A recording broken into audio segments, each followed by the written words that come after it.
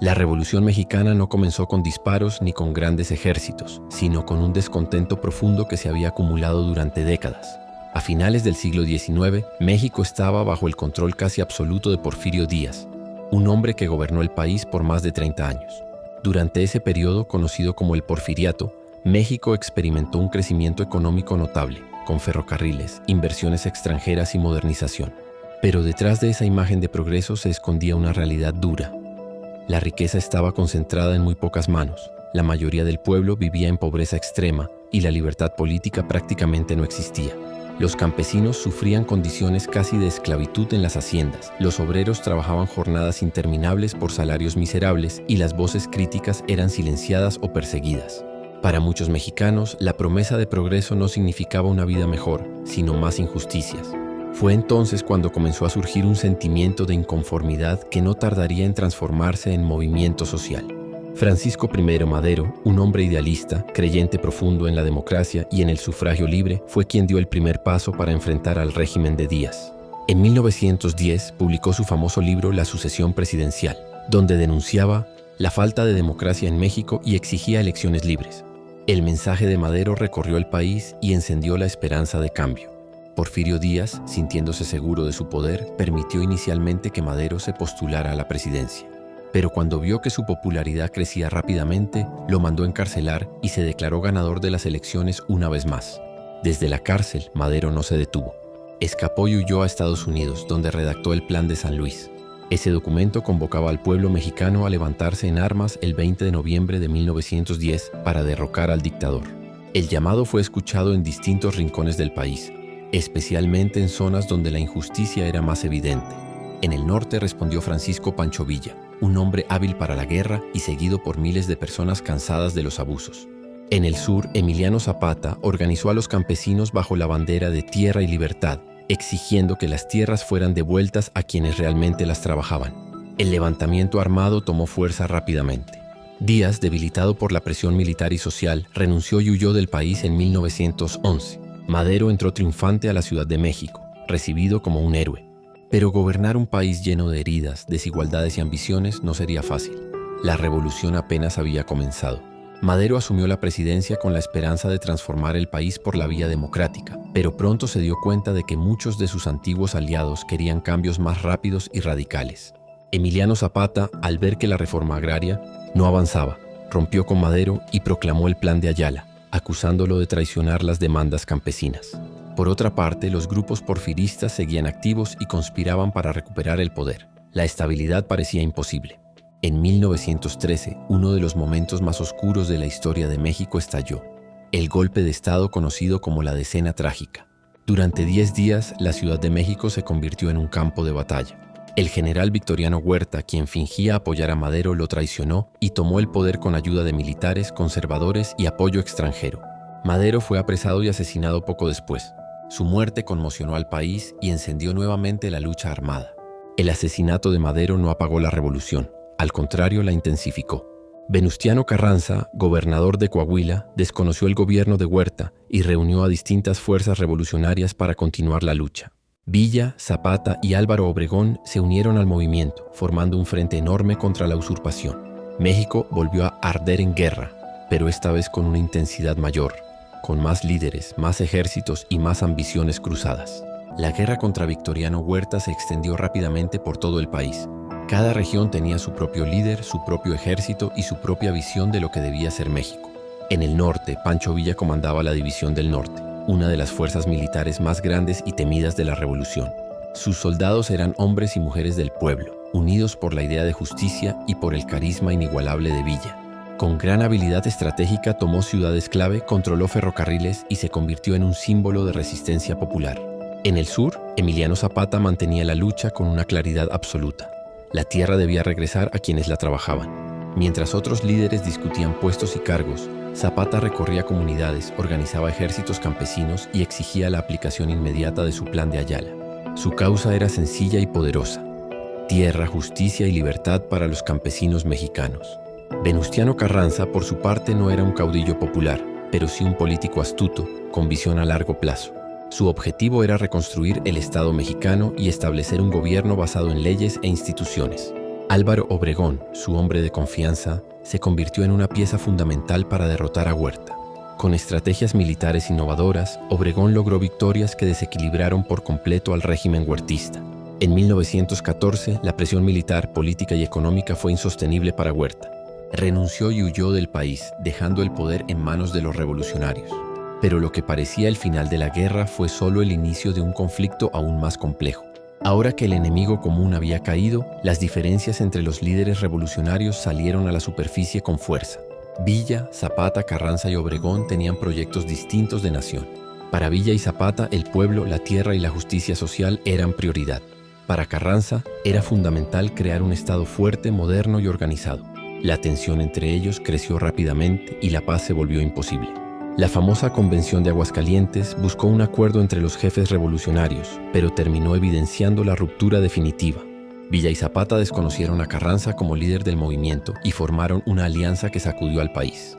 En un acto histórico, ambos entraron juntos a la Ciudad de México en 1914. Villa con su sombrero ancho y su figura imponente, Zapata con su mirada seria y su elegancia silenciosa. Aquel momento, aunque breve, se convirtió en una de las imágenes más icónicas de la revolución.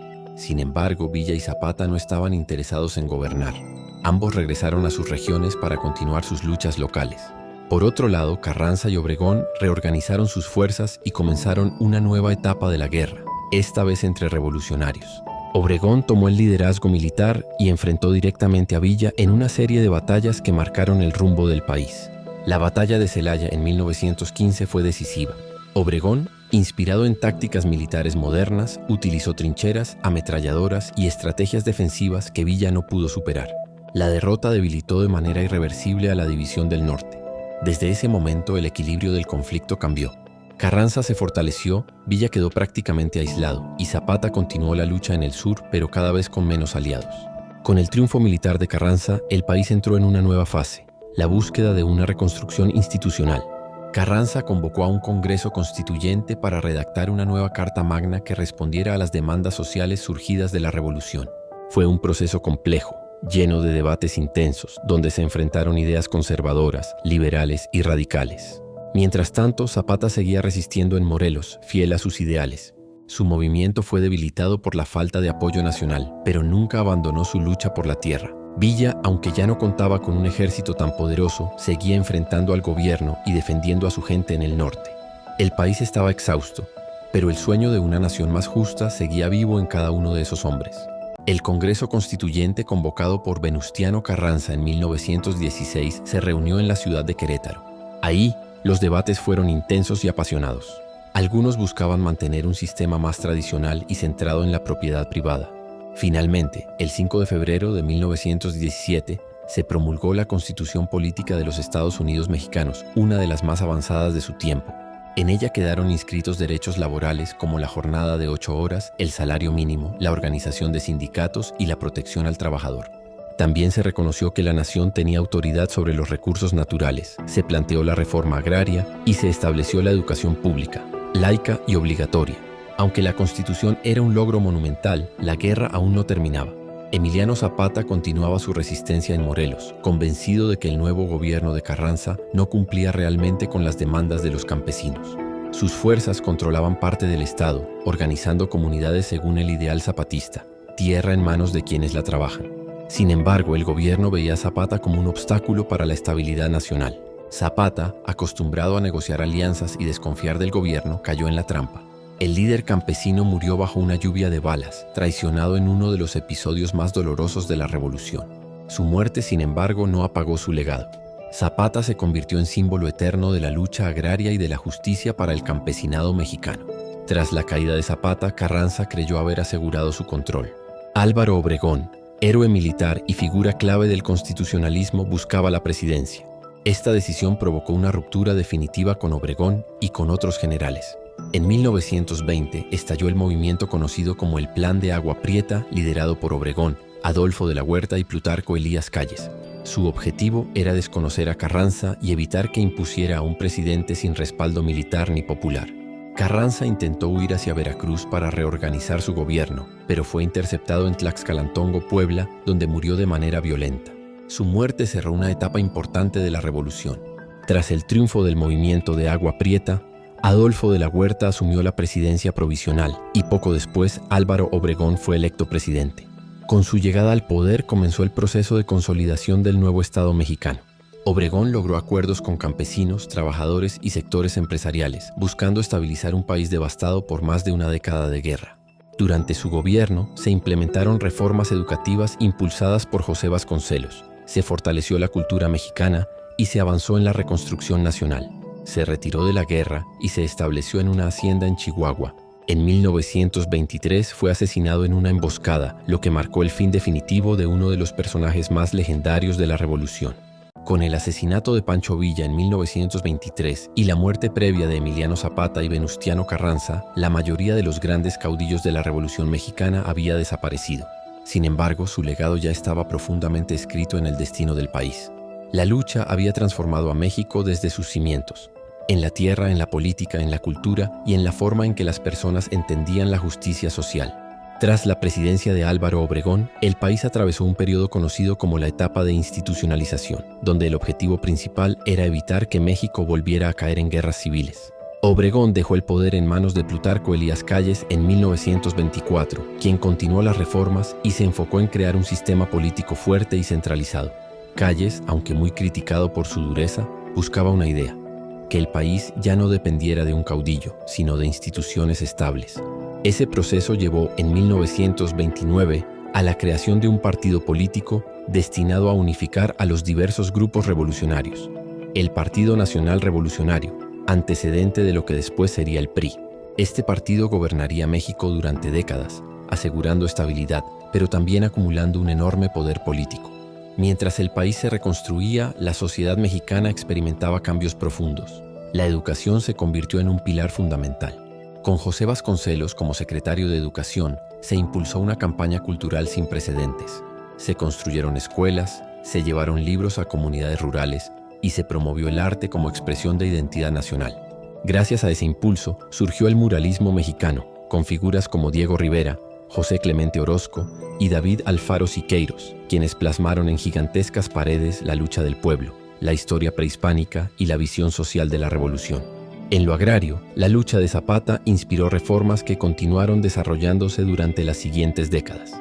Aunque muchos ideales quedaron pendientes, la repartición de tierras avanzó bajo el gobierno de Lázaro Cárdenas en los años 30, quien retomó los principios revolucionarios y los llevó nuevamente al centro de la política nacional.